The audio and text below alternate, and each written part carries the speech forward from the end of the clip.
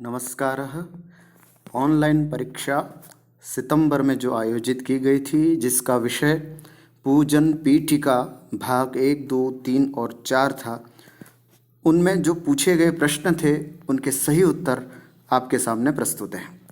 सबसे पहला प्रश्न है, ओम किसका सूचक है? ओम पांचों परमेष्ठियों का सूचक है। इसमें अरिहंत, सिद्ध, आचार्य, उपाध्याय और साधु पांचों को स्मरण किया जाता है। नमोस्तु में कौन से दो शब्द हैं? नमः, अस्तु, ये दो शब्द हैं। कौन सा मंत्र शुद्ध है? ओम ह्रीं अनादिमूल मंत्रेभ्यो नमः पुष्पांजलिं क्षिपामि।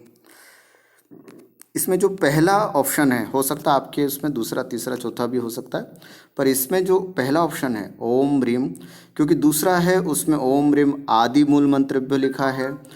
तीसरा ऑप्शन जो है उसमें ओम ही लिखा है, ह्रीं नहीं लिखा है, और चौथा है उसमें ओम ह्रीं श्री लिखा है, जो कि गलत है। तो इसलिए ओम ह्रीं अनादि मूल मंत्रेभ्यो नमः पुष्पांजलिं क्षिपामि, ये सही है। चार मंगल कौन से हैं? अरिहंत, सिद्ध, साधु और केवली भगवान के द्वारा बताया गया धर्म। शुद्ध रूप कौन सा है?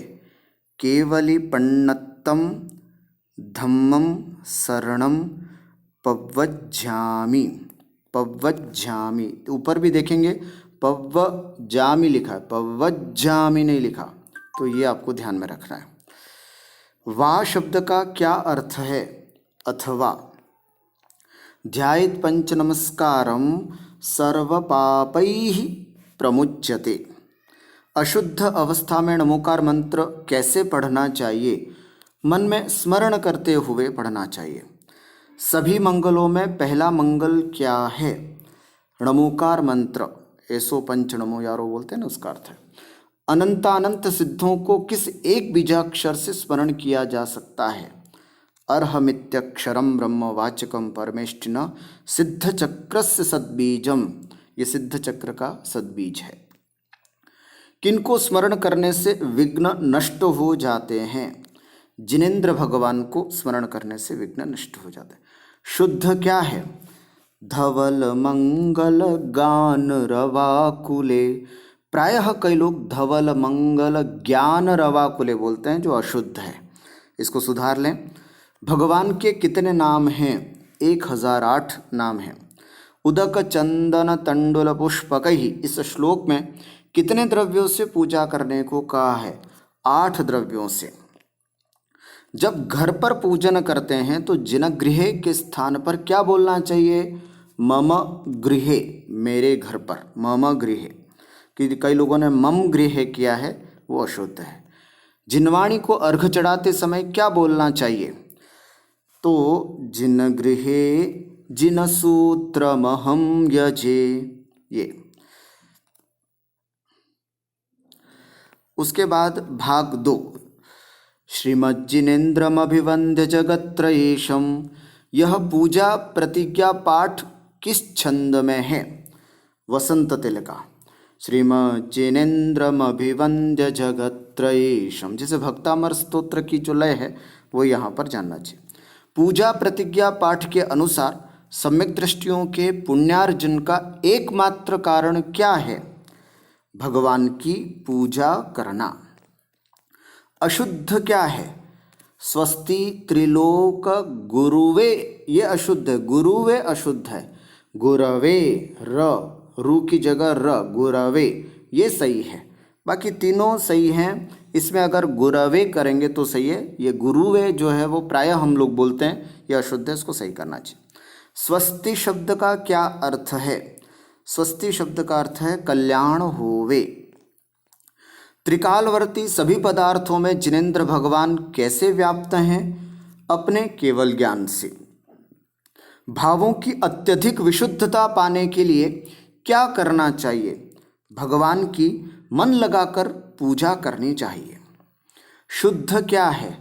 वस्तून्यनून, वस्तून्यनूनमखिलान्यय मेक एव, ये सही है। दूसरा क्यों गलत है? वस्तुन्यन्यून लिखा है, अशुद्ध है। वस्तुन्यनूनमखिलान्य के एक विसर्ग कर दिया, और चौथे में वस्तु में तू छोटा कर दिया। तो जो सही है वो पहला ऑप्शन है। श्री वृषभो नः स्वस्ति, इसमें नः शब्द का क्या अर्थ है? हम सबके लिए, नः हम सब के लिए। स्वस्ति मंगल पाठ में किनसे मंगल और कल्याण की भावना की गई है? 24 तीर्थंकरों से। इस प्रकार यह दूसरा भाग हमारा समाप्त होता है। आइए पूजन पीठिका भाग 3 में चलते हैं। विशेष तप के प्रभाव से आत्मा में होने वाली चमत्कारिक शक्ति को रिद्धि कहते हैं। क्या कहते हैं? रिद्धि कहते हैं। बुद्धि रिद्धि कितने प्रकार की होती है? 18 प्रकार की होती है। समव शरण में विराजमान गणधरों की कितनी रिद्धियाँ होती हैं? 63। एक केवल ज्ञान रिद्धि नहीं होती, 64 में से एक केवल ज्ञान रिद्धि नहीं होती, बाकी 63 रिद्धियाँ उनके होती है। नित्या प्रकंपाद्भुत केवलोघाः, इसमें कौन सा छंद है? इसमें उपजाति छंद है। एक साथ कई लोगों के प्रश्नों को सुनकर क्रमशः उत्तर बताने का सामर्थ्य कौन से रिद्धिधारी मुनिराजों में होता है? संभिन्न श्रोत्रिबुद्धि रिद्धिधारी मुनिराजों में। पदानुसारिणी बुद्धि रिद्धिधारी मुनिराजों को तज्जयति परम ज्योति, इस एक पद के सुनने मात्र से कौन सा ग्रंथ पूरा स्मरण में आ जाता है? पुरुषार्थ सिद्ध्युपाय। आपने वीडियो ध्यान से देखी होगी तो उसमें हमने बताया था मोक्ष मार्गस्य, ऐसा कहते तत्वार सूत्र पूरा। नमः श्री वर्धमानाय कहते रत्नगण शावकाचार पूरा, और तज्जयति परम ज्योति कहते पुरुषार्थ सिद्धि उपाय पूरा स्मरण में आ जाता है। संस्पर्शनम संश्रवणम च दूरादास्वादनम, इस श्लोक में कौन सी रिद्धि का वर्णन नहीं है? दूर चिंतन बुद्धि रिद्धि का वर्णन इसमें नहीं है। प्रज्ञा प्रधानः श्रमणः समृद्धाः, प्रत्येक, इसमें प्रत्येक, ऐक नहीं प्रत्येक गलत हो जाएगा। कई लोगों ने प्रायः 2 ऐ की मात्रा किया है, वो गलत है। प्रत्येक बुद्धाः दश सर्वपूर्वैः, सही करना है। 10वां पूर्व कौन सा है? विद्यानुवाद। विद्यानुवाद जो है वो 10वां पूर्व है। 14 पूर्वित्व बुद्धि रिद्धिधारी मुनिराजों को कितने पूर्वों का ज्ञान हो जाता है? 14 पूर्वों का ज्ञान उनको हो जाता है। वे कौन से रिद्धिधारी मुनिराज हैं जो कभी किसी शास्त्रार्थ में पराजित नहीं होते? है ना, शास्त्रार्थ में प्रवादित्व रिद्धि का नाम है। प्रवादित्व बुद्धि रिद्धिधारी मुनिराज कभी किसी भी शास्त्रार्थ में पराजित नहीं होते। नवचारण रिद्धियाँ कौन सी हैं? जंगा नल श्रेणी फलाम्बु, जंगा है ना, ध्यान से देखेंगे आप। जंगा नल, अनल माने अग्निशिखा, जंगा नल ये पर्वत नहीं, गलत हो गया, पर्वत नहीं। जंगा नल श्रेणी फल अंबु, अंबु का मतलब जल तंतु, जल अंबु तंतु, प्रसून माने पुष्प, बीजांकुर चारण, ये वाला जो है वो बिल्कुल सही है। ये सेम नीचे भी है किंतु वृक्ष चारण कर दिया है। दूसरे में पर्वत आ गया है, गलत है। और तीसरे में फल की जगह फूल लिखा है, वो गलत है। तो ये आपको बड़ा ध्यान से सावधानी से इसको पढ़ना है। आइए अब हम चौथा और अंतिम भाग जो है पूजन पीठिका का, उससे संबंधित विक्रिया रिद्धि कितनी होती हैं? 11। कैलाश पर्वत पर कौन से मुनिराज के ऊपर उपसर्ग करने के लिए रावण विमान से नीचे उतरा था? बाली मुनि, है ना। आप वीडियो देखेंगे ध्यान से तो मैंने एक कथा भी इसके संबंधित सुनाई है। द्वादशांग में कुल कितने पद होते हैं? 112 करोड़ 57 लाख और 5 पद द्वादशांग में होते हैं। परमाणु के समान अपने शरीर को छोटा बनाने का सामर्थ्य कौन से मुनिराज में होता है? अणिमा, अणिमा माने अणु के समान, अणु माने परमाणु, अणु परमाणु, अणु के समान, परमाणु के समान अपने शरीर को छोटा बनाने का सामर्थ्य अणिमा रिद्धिधारी मुनिराजों के होता है।